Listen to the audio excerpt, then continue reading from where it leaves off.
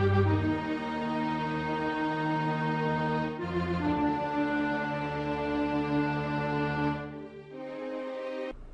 guys, what's going on, and welcome back to another video. So, in this video, we're going to be talking more about the history of Rome, but before we start, please like, subscribe, comment, do all of these things, and it'll be really helpful. Anyway, on to the video. So last time we left off with the Roman Republic having just been founded, and tensions were already high in the population, because the patrician aristocrats, shown here with the laurel wreath, were extremely wealthy. They controlled a lot of land, and they were aristocratic, which means that they were descended from the original founders of Rome. The plebeians, shown here, were vastly more population, had vastly more population, and a lot of willing and able men, but they were a lot less wealthy and controlled much less land. So the patricians lorded it over the plebeians, which, as you can imagine, this caused a lot of class conflicts over the centuries. But now we'll start with this guy, whose name is Publicola. He's the third of 5 consuls in the first year of the Republic. If you remember, a consul is one of 2 elected executives chosen as the supreme leader of the Republic. So obviously, Publicola, shown here, is next to this hill, right? And you may be wondering what happened. So Publicola built his house on top of the hill. Which you may be thinking, oh my gosh, my house is on top of the hill, maybe. And, like, what's the problem with that? That's stupid. Like, why are you even mentioning that? I am mentioning it because, most of the populace didn't like this at all, because they thought that, like, Publicola was planning to turn himself into a king and rule from his high mountain, and he was going to, like, kick him back down if they tried to revolt. He wasn't, actually, so he's like, nah fam, I'm just going to move my house building down to the foot of the hill, and he satisfied the populace. 2 other things that he did to satisfy the populace were, number 1, many of the patricians were magistrates, which meant that they could rule, like, so not too dissimilar from the magistrates of today, and that meant they could rule on law and stuff. But if the plebeians didn't like the law earlier, they couldn't do anything about it. Now, if like the law didn't work out for them, so for instance that this guy here was like, hey, henceforth all plebeians should be called stupid jerks. That's their new name. The plebeians could protest the law.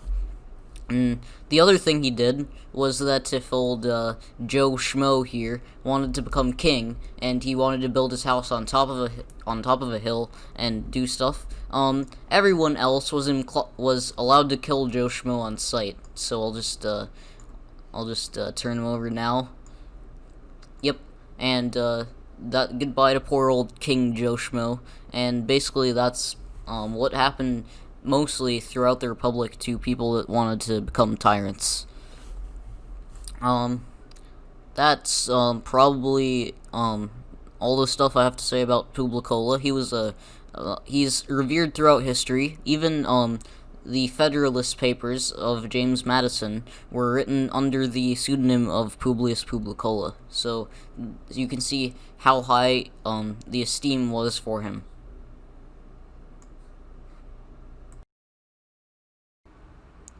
So now we're going to be talking about the Battle of Lake Regillus. Unfortunately, I'm just going to give a bit of background beforehand, so there's not going to be many drawings for this.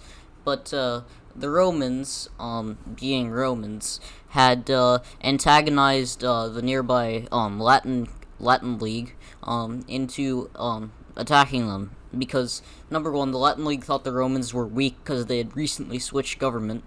And number 2, there were, number 2 there's not actually that much, but there were a number of factors that I can't really name because I'm stupid. Anyway, we're going to talk about the Battle of Lake Regillus, which is one of the early Romans' crowning achievements. So if you remember from the last video, Tarquin, who was the last king of Rome, had fled away from Rome. He'd been beaten in a battle, but he survived that and ran away again. Now we got his son-in-law, who was a prominent Latin leader, to help him defeat the Romans once and for all. So, so that's the enemies. The Romans themselves were being led by this guy, whose name was Aulus Postumius, and he was a Roman dictator, a word that you hear nowadays in the context of, like, in the context of states that have been hijacked by military force and all that. Or it might even make you think in a more Roman context of people like Julius Caesar. But a dictator was basically just that, in Roman times. Not like a person with absolute control over the state. Dictators, unlike nowadays, served only for 6 months, but during those 6 months, they had complete control over every aspect of the government.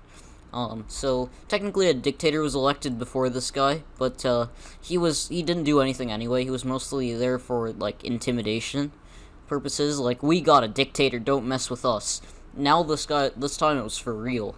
So, at Lake Regillus, the forces of the Romans and the Latins clashed.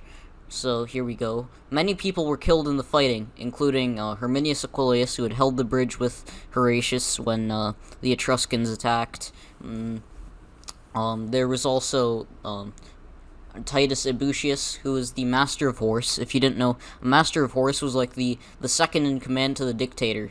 So, like, pretend this is the Master of Horse, and the dictator, the Master of Horse, everyone else.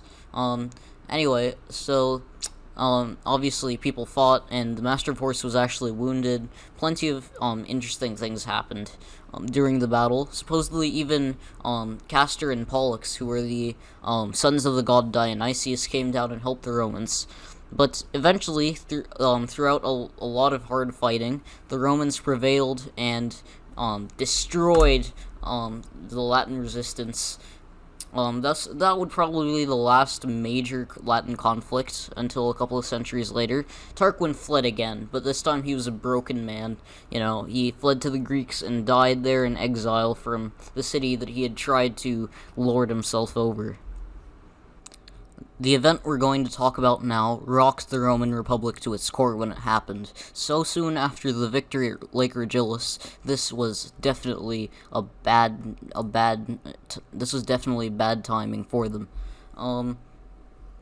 Yeah, so this, the thing that I'm about to talk about still, haunts us today, and it's striking. So you see, right after the Battle of Lake Regillus, a bunch of consuls got elected as normal, but then, the patricians were putting mounting pressure on the plebs to pay their debts, because the plebs couldn't, and most of the plebs couldn't do it. So the first thing that the plebs did to show their displeasure was, in preparation for an upcoming campaign, a bunch of men were supposed to be recruited, but, none of the plebs, were allowing themselves to be recruited. You know, they were denying the draft, basically. So one thing or another happened, and the Senate decided to elect a dictator to deal with them. So the Senate elected this guy, whose name was Manius Valerius Maximus. He was, if you remember Publius Publicola from the beginning, he was his brother. And this counted for a lot, actually, because not only was he moderate, the plebs loved and respected Publicola, so his brother was a pretty good choice. So basically, Valerius went out, tried to negotiate with them, and finally agreed to get the plebs to arm for war by saying, like, basically, as dictator, I'm going to try and push through debt relief so that you guys aren't swamped. The plebs agreed. They went off and fought the enemies, and then they came back. Unfortunately, Valerius couldn't actually get the reform to push through, so he decided to resign as dictator and put the blame for everything on the Senate's feet. So basically, the plebs were not happy about this. They bore no ill will towards Valerius himself for some reason. However, they decided to leave the city of Rome, shown here, and go on strike. So that is the entire standing army of Rome. This is a monumental thing. Just deserts the city and camps on a mountain a couple of miles outside. So at this point, the Senate's really terrified. They're like, "Oh no, we made the plebs pay too much, and it's hitting us, and we're too spoiled and overprivileged to know what to actually do. Oh no." Which is basically what happened. That's just paraphrasing. It's not the actual words. So the Senate decided to, like any sensible person, decided to push through the debt relief, and the plebs were happy, and the plebs came back to the city.